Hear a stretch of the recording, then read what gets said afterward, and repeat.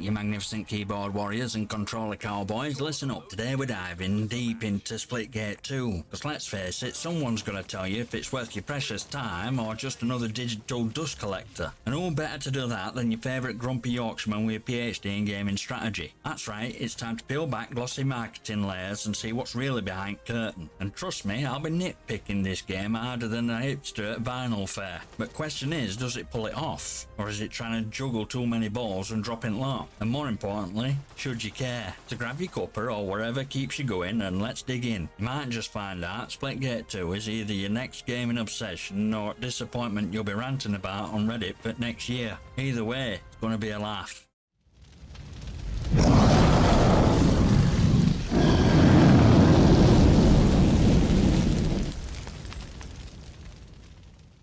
I'll be honest, I didn't get into alpha tests until the very last day. Bloody typical, right? But I'll tell you, it were enough to get a taste, and spoiler alert, it wasn't half bad. But don't think for a second I'm letting game off hook just cause I had a bit of fun. We're gonna pick this thing apart like Seagull at a chip shop. Question on everyone's mind, is Splitgate worth it or just another overhyped pixel parade? Let's kick off by talking about eye candy and earworms, aka graphics and sound design of Splitgate 2. Now before you start frothing at mouth over frame rates and pixel counts, let me just say this, graphics aren't everything, but when they're done right, they can make even mediocre game feel worth price or admission. So did Splitgate 2 nail it, or is it just another pretty face sincere filters and post-processed effects? First off, visuals. Gotta hand it to devs, Splitgate 2's a bloody looker. Textures are crisp, lighting's sharp, and there's this clean futuristic vibe that just works. Whether you're blasting away in a brightly lit arena or sneaking through some shadowy corner, everything's crystal clear. You can actually see where your enemies are lurking, which believe it or not, is kinda important in shooters. But let's not get too carried away,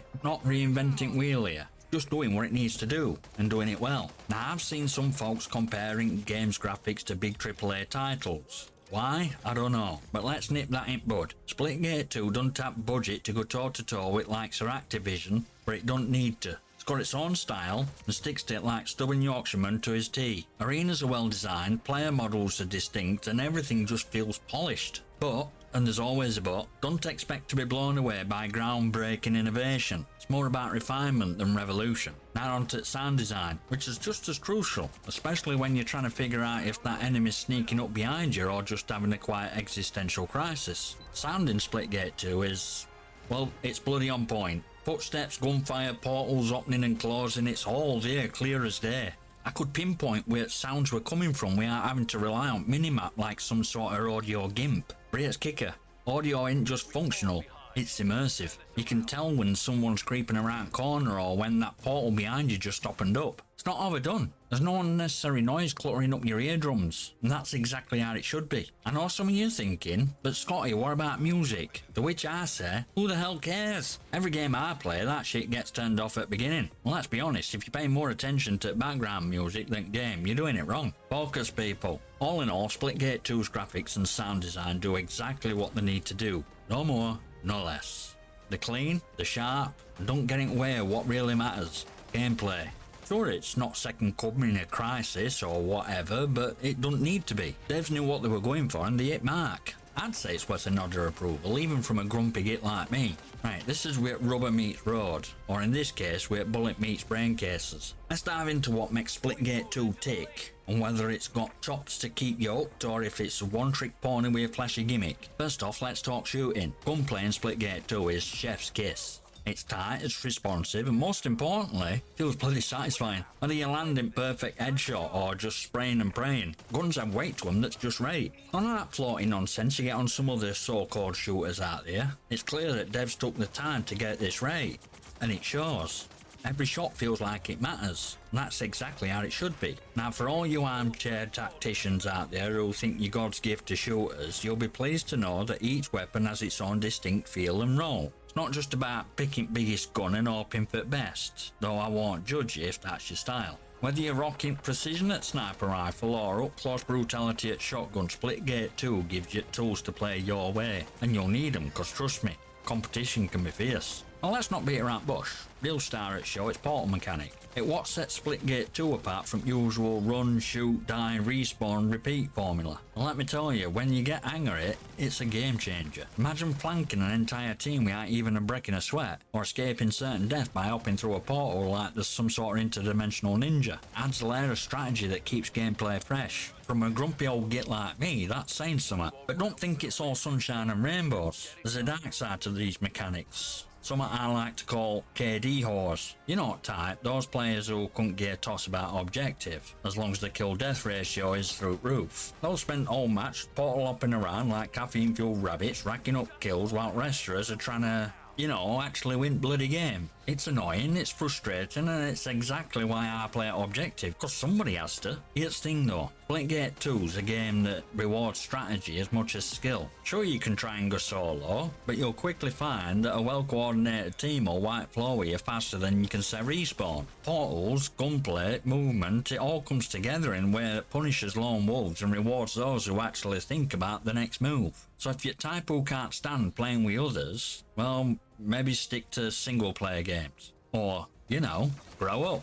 When it all comes together though, Splitgate 2's a blast. Gameplay is fast, fluid, and most importantly, fun. You can go from feeling like a complete noob to an unstoppable force in blinker an eye, all thanks to those glorious portals. But don't get too cocky, because just as quickly as you rise, you can be sent crashing back down to earth by a well-placed shotgun blast. It's that balance between skill and strategy that keeps you coming back for more. So what's verdict on gameplay? In short, it's bloody good. It's got depth, it's got challenge, and most importantly, it's got that just one more match factor that will keep you playing into wee hours at morning. Sure, there's a few frustrations looking at you KD whores, but overall Splitgate 2 delivers where it counts. Not just a gimmick, it's a solid well-rounded experience that's as satisfying as a full English breakfast after a night out on piss. So that's all graphics, sounds and gameplay, but none of that means jack if battlegrounds themselves are a pile of shite. Let's talk about maps and level design. Are they good enough to make you feel like a tactical genius? Or will you be cursing devs for every misplaced rock or wall? Spoiler,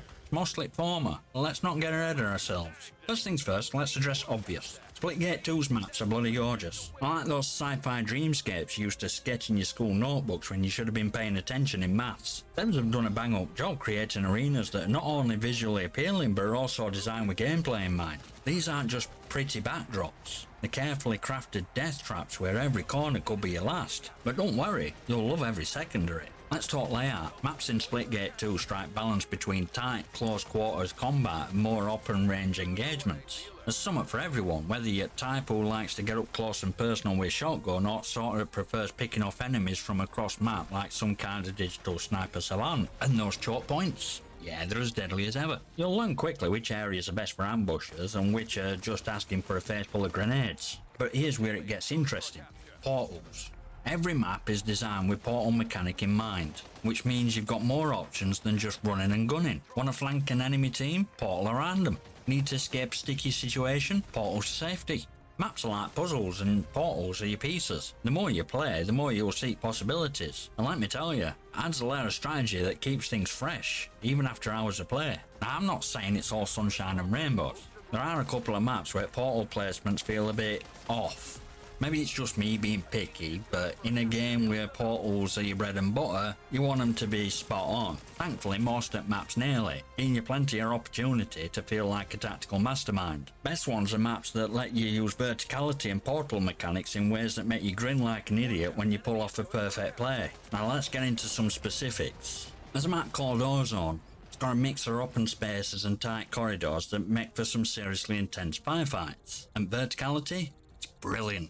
Can be on ground floor 1 second, then portal up to vantage point next, raining down fire on your unsuspecting enemies. A playground for those who like to think on the feet and adapt on fly. But it's not just about individual plays. Maps are designed to encourage team play. You'll find that controlling certain areas that map can make all the difference, especially in objective-based modes. There's a real sense of satisfaction in locking down a key area and holding it against all odds, knowing that you've just made life a lot harder for other team. And for those of you who, like me, play objective rather than chasing after kills, maps offer plenty of opportunities to shine. Whether you're capturing zones or holding flags, there's always a strategic angle to consider. It's not just about who's got best shot, it's about who can outthink other team. And that, my friends, is where fun really begins.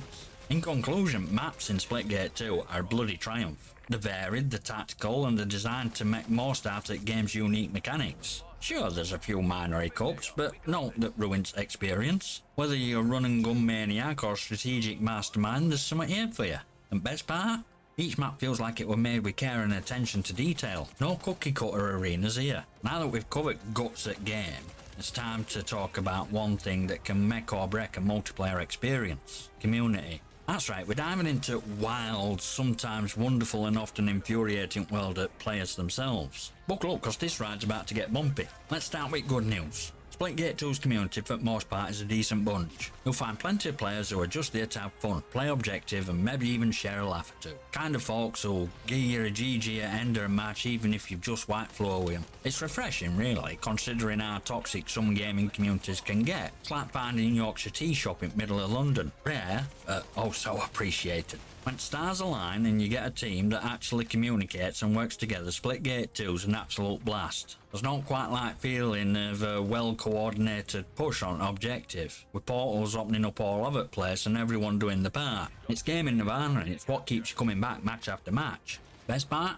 Those moments where you're not just playing with randoms, but with comrade in arms even if you've only known them for the last 10 minutes. But let's not get too sentimental. For every heartwarming moment of teamwork and camaraderie, there's an equal and opposite moment of utter frustration. I'm talking about sweaty tryhards and KD whores, the I live for ranked mode types who couldn't care less about but the precious stats. These are folks who turn what should be a fun game into absolute grind, and they're about as welcome as a cold cup of tea. Look, I get it, everyone likes to win, but when you're playing a game like Splitgate 2 where objective is just as important as kill count, downright infuriating when half your team is off chasing kills instead of, you know, playing bloody objective. It's not quite like holding down a capture point solo while your teammates are off on some deathmatch fantasy. It's like trying to cats, or worse, trying to get a Yorkshireman to admit he's wrong. And don't even get me started on sweaty players. You know who you are, ones who treat every match like it's bloody world championship, even if it's just a casual game. It's exhausting, and honestly, it takes fun out of the game. There's a time and place for going full tryhard mode. Ranked matches, tournaments, maybe even odd deathmatch. But if you're bringing that energy into casual game, then mate, you need to reevaluate your life choices. But hey, it's not all doom and gloom. Beauty at a game like Splitgate 2 is that even with occasional sweaty tryhard or KD whore, you can still have a damn good time. Matchmaking system does a decent job of balancing teams, so even if you end up with a few lone wolves, you're not completely out of luck. Plus there's always that sweet satisfaction of outplaying a team that's only focused on kills while you sneak in and win match by playing actual objective. So what's final word on community and player experience in Splitgate 2? It's a mixed bag, like any online game, but overall it leans towards positive. Sure, there's usual suspects, KD whores, tryhards, occasional troll, but they're balanced out by genuinely fun cooperative players who make the game what it is. At the end of the day, it's all about finding your groove, teaming up with right people, and making most of what Splitgate 2 has to offer.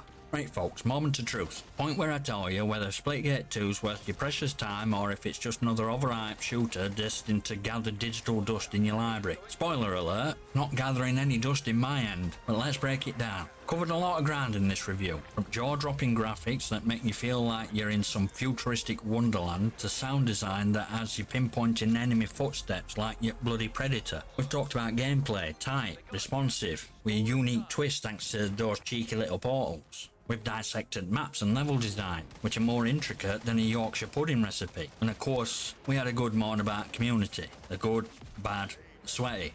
But question remains, is it all worth it? Is Splitgate 2 just another shooter in an oversaturated market? Or does it bring something fresh to the table? The answer, dear viewer, is a resounding yes. Now, I'm not saying it's perfect, no game is. There's always nitpicks and little annoyances, like odd sweaty tryhard who thinks they're auditioning for an esports team, or occasional portal placement that makes you question your life choices. But those are minor blips in radar. When Splitgate 2 shines, it bloody well shines. Thrill or outmanoeuvring your opponent with a well-placed portal, satisfaction of working with your team to capture objective, the joy of seeing your enemy's confused faces as you pop up behind them out of nowhere. It's all there, it's all done brilliantly. Gameplay loop is addictive, and learning curve, while steep at first, rewards you with that sweet feeling of mastery as you start to really get hang of things. Now let's talk value. Is Splitgate 2 worth price or admission? Considering its sheer amount of content on offer, level of polish even at its current state, and potential for future updates and new content,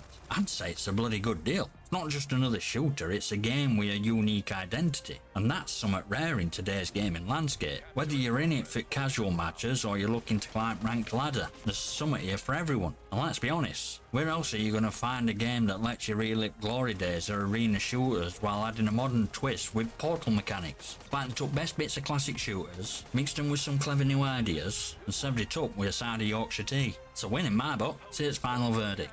Splitgate 2 gets a solid 8 out of 10. It's a game that does what it's set out to do, and does it well. It's fun, it's challenging, and most importantly, it's got that one more game factor that'll keep you coming back for more. Sure, there's a few rough edges, but no that's gonna ruin your experience. If you're on pens, I say give it a go, you won't be disappointed. That's my take on Splitgate 2's closed alpha. Now before you bugger off, do me a favour, smash that like button, hit subscribe and leave a comment below with your thoughts and gaming stories. I might just feature them on channel. I'll see you next time, you magnificent.